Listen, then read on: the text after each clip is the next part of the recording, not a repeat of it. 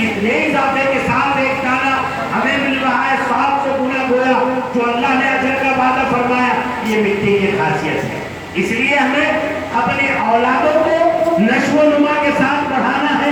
بہترین تربیت، بہترین تعلیم اور ان کی طرف دیکھ بھال کر کے جو ادارے، جو مساجد ہمارے سے جڑی ہوئی ہیں، جو مدرسے علماء اور طلباء ہم سے جڑے ہوئے ہیں، ہمیں انہیں پال بڑھا کر اپنی اچھی رائے سے، اپنے اچھے تعاون سے ہمیں ان کے علمی تحریک میں برابر شریک ہونا ہے.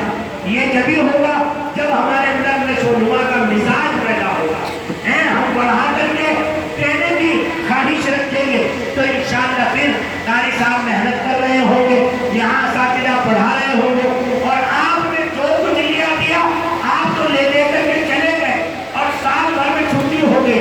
لیکن پورے سال انہوں نے جو جد جہد اور محنت کی، اس محنت میں برابر کا آپ کا اجر و ثواب اور اللہ کے یہاں کل قیامت کے میدان میں اہل علم کی صفوں میں شمار ہونے کا اللہ اس کو بہترین ذریعہ فرمائیں گے. لیکن یہ جب کہ نشو و نما یعنی بڑھا کر کے دینے کا ہمارا مزاج پیدا ہوگا. نہیں حضرت، اس مرتبہ 2 بچے پیدا ہوئے، فارغ ہوئے پڑھ کر کے، آپ ایسی محنت کیجئے. ہمیں چاہے ہر ماہ آپ کو تعاون کرنا پڑے، ہر 2 مہینے میں کرنا پڑے. ہماری 11 ضرورتیں ہیں، 12ویں ضرورت روزانہ کی ہم اس ادارے کا بقا، اس ادارے کا بڑھنا، اس ادارے کا فروغ اپنی زندگی کا نظام عمل میں رکھیں گے. یہ ہم آج وعدہ کر رہے ہیں. یہ ذرا مزاج بنا کے تو دیکھیے، گھروں میں کیسی تبدیلیاں آئے گی. آپ روزانہ 5 ضرورتوں کے لیے پیسہ لے کر کے جاتے ہیں، جب گھر سے نکلتے ہیں 200 روپے بیگم کو دیتے ہیں یا 100 روپے دیتے ہیں، جیسا جس کا خرچہ ہے. جی کرائے پہ ہے تو کرایہ دیتے ہیں، دکان کرائے پہ ہے وہ دکان کا کرایہ دیتے ہیں. روزانہ دودھ آتا ہے، ناشتہ آتا ہے، روزانہ جو ہے پیٹرول کا پیسہ الگ رکھتے ہیں. آپ اس ساری ضروریات میں 10 روپے الگ رکھنے کا الگ اکاؤنٹ بنا کر، الگ کنڈا بنا کر، گلک بنا کر مزاج بنا لیجیے. یہ ہمارے اکابر کی سیرت ہے.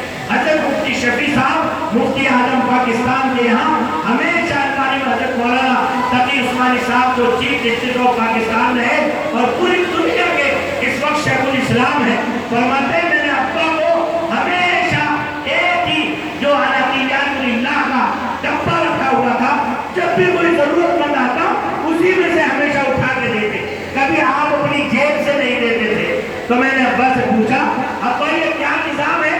کیا میرے پاس کوئی ہدیے کا، کوئی تحفے کا، کوئی خوشی کا پیسہ آتا ہے تو اس میں 20% یعنی 100 روپے میں 5 روپیہ، اور اسی طرح سے تنخواہ کا پیسہ آتا ہے اس میں سے بھی 10 روپے % نکال کر اس میں رکھ دیتا ہوں، تاکہ سال بھر جتنے بھی دین کے تقاضے آئے مجھے کبھی سوچنا نہیں پڑتا.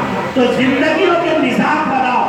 جب اللہ کی پارٹنرشپ اور خدا کے احکام کے زندہ کرنے کی غیرت اور حمیت ہمارے دلوں میں آ جائے گی اور ہم یہ طے کر لیں گے، اے اللہ حالات کچھ بھی ہو، جو بھی ہم 2 روپے محنت کر کے کما رہے ہیں، یہ بدن آپ کا دیا ہوا، یہ صلاحیت آپ کی دی ہوئی، یہ دماغ آپ کا دیا ہوا. آپ چاہیں ایک لمحے میں دماغ کو جو ہے بالکل بیکار اور بدن کو بالکل شل اور اعضاء کو مفلوج بنا سکتے ہیں. یا اللہ آپ نے سب کچھ عطا کیا ہے، یہ میں نے اچھا مکان بنایا، اچھی گاڑی لی، یہ سارا نظام میرا کمال نہیں، میرے رب یہ تیرا عطیہ ہے. اس لیے تیرا دین میرے گھر میں مٹے، تیرا دین میرے محلے میں کمزور ہو، تیرے دین کے خادم میرے محلے میں چھوٹی چھوٹی تنخواہوں پر تنگی کے ساتھ گزر کرنے والے بنے. اے اللہ میں نہیں چاہتا، تیرے دین کے خادم مضبوط ہوں گے تو ہم بات کہہ سکیں گے، حق کام کر سکیں گے، حق رہبری کر سکیں گے. اے اللہ